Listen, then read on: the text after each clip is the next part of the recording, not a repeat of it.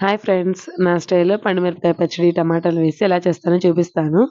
First కొంచెం పండిన టమాటాలే ఒక 4, 5 అలా పీసెస్‌గా చేసేసుకొని స్టవ్ మీద స్లో ఫ్లేమ్‌లో పెట్టండి. ఒక స్పూన్ ఆయిల్ వేసేసి, కొంచెం కల్లుప్పు వేసేయండి. ఇంక దానికి ఒకేసారి చట్నీకి సరిపడా.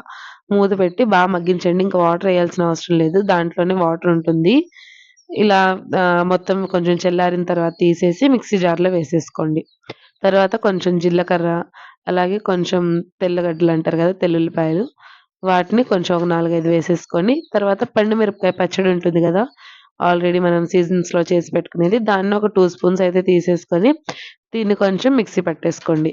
తర్వాత అదే బౌల్‌లో కొంచెం ఆవాలు, పోపు దినుసులు వేసేసి, కొంచెం కరివేపాకు వేసేసి, పోపు వేసుకోవాలి.